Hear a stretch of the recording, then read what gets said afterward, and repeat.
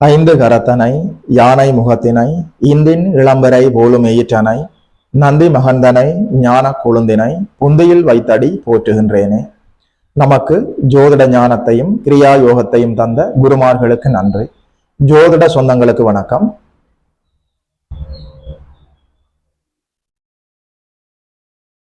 இன்றைக்கு இந்த பதிவுல 2025ஆம் ஆண்டு அக்டோபர் மாதம் 19ஆம் தேதி அளவில் நடக்க இருக்கிற குருநாதருடைய இந்த அதிசார பயிற்சி. குருநாதர் அதிசாரமாக சற்று வேகமாக சென்று மிதுனத்திலிருந்து கடகத்தில் சென்று அமர இருக்கிறார்.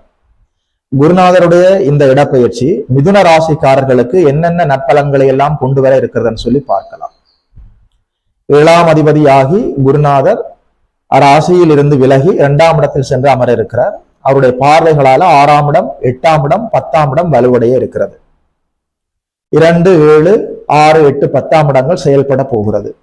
என்னென்ன நற்பலன்களை எல்லாம் கொண்டு வர இருக்கிறதுன்னு சொல்லி பார்க்கலாம். முதல்ல ஜென்ம குருவாக இருந்தவர் ஜென்மத்திலிருந்து விலகுவது என்பது மிதுன ராசிக்காரர்களுக்கு சற்று ஸ்ட்ரெஸ், அதாவது மன அழுத்தம் இயல்பாக அப்படியே குறைந்துவிடும். முதலாவது நற்பலன், அற்புதமான பலன். 10ஆம் இடம் குருவின் பார்வைக்குள் வருகிறது. தொழிலில் இருந்த ஒரு அழுத்தம், ஒரு பிரஷர், என்னதான் குருநாதர் ராசியிலே அமர்ந்து ராசி புனிதமடைந்து 1, 5, 9ஆம் இடங்கள் திரிகோணங்கள் எல்லாம் வலுவடைந்திருந்தாலும் இப்போது ஜென்ம குரு ஜென்மத்திலிருந்து விலகி 10ஆம் இடத்தை பார்க்கிறார். 2ஆம் இடத்தில் அமர்ந்து 10ஆம் இடத்தை பார்க்கிறார். தொழிலில் இருந்த ஒரு அழுத்தமான ஒரு கடினமான சூழ்நிலை விலகி தொழிலில் ஒரு இயல்பான ஒரு இலகுவான சூழ்நிலை ஏற்படும். 6ஆம் இடம் 10ஆம் இடம் குருவின் பார்வைக்குள் வருகிறது. வேலை, தொழில், வியாபாரம், உத்தியோகம், விவசாயம், அதாவது வருமானம் தரக்கூடிய அமைப்புகளில் இருந்த தடை தாமதம் எல்லாமே விலகுகிறது. நல்ல தொழில் முன்னேற்றமாக போகலாம். புதிய தொழிலை ஆரம்பிக்கலாம். தொழில் மூலமாக நல்ல வருமானம் கிடைக்கும்.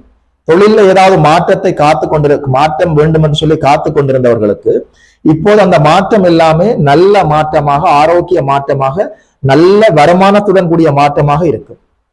குருநாதர் 6ஆம் இடத்தையும் பார்க்கிறார், 10ஆம் இடத்தையும் பார்க்கிறார், 2ஆம் இடத்தில் இருக்கிறார்.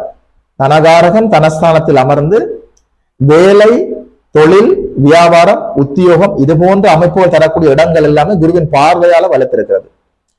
நல்ல வேலை கிடைக்க வேண்டும் என்று சொல்லி வேலைக்காக காத்து கொண்டிருந்தவர்களுக்கு கை நிறைய சம்பளத்தோட நல்ல வேலை கிடைப்பதற்கான அற்புதமான இந்த காலம்.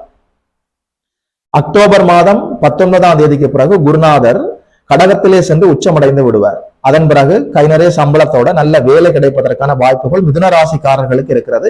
இதை நீங்கள் சரியாக பயன்படுத்திக் கொள்ளலாம். வேலைக்காக நீங்கள் எடுக்கிற எல்லா நல்ல முயற்சிகளும் வெற்றி தரும். நல்ல வேலை கிடைக்கும், கை நிறைய சம்பளம் கிடைக்கும். இதை பார்த்துக் கொள்ளுங்கள். அது மட்டும் இல்லை, 6ஆம் இடம் என்று சொல்கிற போது ருணம், ரோகம், சத்துருஸ்தானம். 8ஆம் இடம் என்று சொல்கிற போது கடன், நோய், எதிரி. பெயர்கள் தான் வேறு, எல்லாமே ஒன்றுதான். கடன், நோய், எதிரி அமைப்புகள் 6, 8ஆம் இடத்தோடு தொடர்பில் இருக்கிறது. இந்த 2 வீடுகளுமே குருவின் உச்ச குருவின் பார்வைக்குள் வருகிறது. சரியாக புரிந்து கொள்ளுங்கள். கடன்களை கட்டி தீர்த்து விட முடியும். நாட்பட்ட நோய்களிலிருந்து நீங்கள் விடுதலை அடைய முடியும். உங்கள் நோய்க்கு தேவையான சரியான மருத்துவ தீர்வுகள் கிடைக்கும். சரியான மருத்துவர்கள் அறிமுகமாகி நாட்பட்ட நோய்களிலிருந்து நீங்கள் விடுபட்டு ஆரோக்கியம் நோக்கி நீங்கள் நகர முடியும். எதிரிகள் இயல்பாக அப்படியே விலகி சென்று விடுவார்கள், அல்லது அவர்களுடைய கொட்டம் அடங்கும். அப்படி எதிரிகள் இருந்தாலும் வாளை சுருட்டி கொண்டு இருப்பார்கள். எந்த தீங்கும் இல்லை. கடன், நோய், எதிரி, ருணம், ரோகம், சத்ரு என்று சொல்லப்படக்கூடிய ஒரு மனிதனுக்கு தேவையே இல்லாத கடன், நோய், எதிரி அமைப்புகள் அப்படியே விலகுகிறது. அற்புதமான காலம். இந்த காலம் சரியாக நீங்கள் பயன்படுத்திக் கொள்ள வேண்டும். அதாவது 10ஆம் இடம் குருவின் பார்வைக்குள் வருகிறது. 10ஆம் இடம் குருவின் பார்வைக்குள் வருகிற போது தொழில் அமைப்புகள்ல பட்டம், பதவி, ஆளுமை, அதிகாரம், அங்கீகாரத்தில் ஒரு மாற்றங்கள் ஏற்பட காத்திருக்கிறது. ஆனால் அந்த மாற்றங்கள் எல்லாமே நல்ல மாற்றங்களாக இருக்கும். உங்களுடைய பெயர் புகழுக்கு எந்த களங்கமும் வராது. உங்களுடைய அதிகாரத்துக்கு, உங்களுடைய பட்டத்துக்கு, உங்களுடைய பதவிக்கு, உங்களுடைய ஆளுமைக்கு எந்த சிக்கலும் வரப்போவதில்லை. அதே நேரத்துல தொழில நல்ல முன்னேற்றமாக போக முடியும். 10ஆம் இடம் குருவின் பார்வையில் இருக்கிற போது நீங்கள் தொழில் அடிப்படையில எடுக்கக்கூடிய எல்லா முயற்சிகளும் வெற்றி தரும். சாதாரண குரு இல்லை, உச்ச குருவாக இருக்கிறார். சனி குருவின் பார்வைக்குள் இருக்கிறார். நிச்சயமாக சொல்கிறேன், தொழிலில் இருந்த ஒரு கடினமான சூழ்நிலை அப்படியே விலகி இலகுவாக நீங்கள் தொழிலை நடத்தி கொண்டு போக முடியும். அதன் மூலம் நல்ல வருமானமும் கிடைக்கும். 2ஆம் இடத்துல குருநாதர் இருக்கிறார். தனகாரகன் தனஸ்தானத்திலேயே உச்சமடைந்திருக்கிறார். மிதுன ராசிக்காரர்களுக்கு இந்த இடத்துல நான் ஒரு சூட்சமத்தை சொல்ல வேண்டும். 7ஆம் இடம் என்று சொல்கிற போது தனுசு, மீனம், மிதுனம், கன்னி இந்த 4 வீடுகளுக்கும், அதாவது உபய வீடுகள் என்று சொல்வார்கள், இந்த கார்னர் வீடு, அதாவது 4 மூலைகளிலும் இருக்கிற இந்த வீடுகள் 7ஆம் அதிபதி பாதகாதிபதியாக வருவார். 7ஆம் அதிபதி அதாவது அதிசயமாக, அபூர்வமாக, கடுமையாக வலுவடையக்கூடாது, பாதகத்தை செய்வதற்கு ஒரு வாய்ப்பு இருக்கிறது. அதே நேரத்துல குருநாதர் 7ஆம் அதிபதியாகி மிதுன ராசிக்கு பாதகாதிபதியாகி உச்சமடைந்து அக்டோபர் மாதம் 19ஆம் தேதி அளவில் கடகத்தில் சென்று அமர்ந்து விடுவார். அங்கே அவர் உச்சமடைகிறார். நவம்பர் மாதம் 11ஆம் தேதி அளவில் வக்கிரம் அடைகிறார். இது உங்களுக்கு ஒரு பொற்காலம். டிசம்பர் மாதம் 4ஆம் தேதி மறுபடியும் மிதுனத்தில் சென்று அமர்ந்து விடுவார். இந்த வக்கிரம் அடைந்து டிசம்பர் 4ஆம் தேதி மறுபடியும் மிதுனத்துக்கு சென்று வருகிற காலம், அந்த இடைப்பட்ட காலத்துல அற்புதமான ஜாக்பாட், அருமையாக இந்த வாய்ப்பை நீங்கள் பயன்படுத்திக் கொள்ளலாம். என்ன இருந்தாலும் தனகாரகர் தனஸ்தானத்தில் உச்சமடைகிறார். அவருடைய பார்வையால 6, 8, 10ஆம் இடங்கள் வலுவடைகிறது. 7ஆம் அதிபதி 2ஆம் இடத்துல அமர்ந்து 6, 8, 10ஆம் இடத்தை பார்க்கிறார். 2, 7, 6, 8, 10ஆம் இடங்கள் வலுவடைகிறது குருநாதருடைய இருப்பாலும் அவருடைய பார்வையால். நிச்சயமாக சொல்கிறேன், திருமணமாகாதவர்களுக்கு நல்ல திருமண வாய்ப்புகள் கைகூடி வரும். 2ஆம் இடம் குருவின் இருப்பால வலுவடைகிறது. 7ஆம் அதிபதியாகி 2ஆம் இடத்துல, 2ஆம் இடம் 7ஆம் இடம் வலுவடைகிற போது திருமணம் ஆகாதவர்களுக்கு நல்ல திருமணம் நடந்து நல்ல குடும்பம் அமைவதற்கான வாய்ப்புகள் இருக்கிறது. குடும்பத்திலும் சரி, வெளிவட்டார பழக்க வழக்கங்களையும் சரி, உங்களுடைய பேச்சுக்கு முக்கியத்துவம் இல்லாத நிலைமைகள் மாறி உங்களுடைய பேச்சுக்கு நல்ல அங்கீகாரம் கிடைக்கும். உங்களுடைய வார்த்தைகளை எல்லோரும் மதிப்பார்கள். நீங்கள் சொல்வதை செய்து காட்ட முடியும். தனஸ்தானத்தில் தனகாரகன் நல்லபடியாக உச்சநிலை அடைந்திருக்கிற போது கொடுத்த வாக்குறுதிகளை நிறைவேற்ற முடியும். தொழில நல்ல முன்னேற்றமாக போக முடியும். கடன், நோய், எதிரி, வம்பு வழக்குகள் அப்படியே நீங்கும். உடல் ஆரோக்கியம் மேம்படும். ஆயுள் பலமடையும். 8ஆம் இடம் என்று சொல்கிற போது உங்களுடைய ஆயுள் பாகம் 8ஆம் இடம் குருவின் பார்வைக்குள் வருகிற போது உடல் ஆரோக்கியம் ஏற்பட்டு ஆயுள் பலமடைவதற்கான அற்புதமான பொற்காலம். சரியாக நீங்கள் இதை பயன்படுத்திக் கொள்ளலாம். 6ஆம் இடம் குருவின் பார்வையில் இருக்கிற போது நல்ல வேலை வாய்ப்புகள் கிடைக்கும். 2ஆம் இடம் குருவின் இருப்பால வலுவடைகிற போது குடும்பம் இல்லாதவர்களுக்கு நல்ல குடும்பம் அமையும்.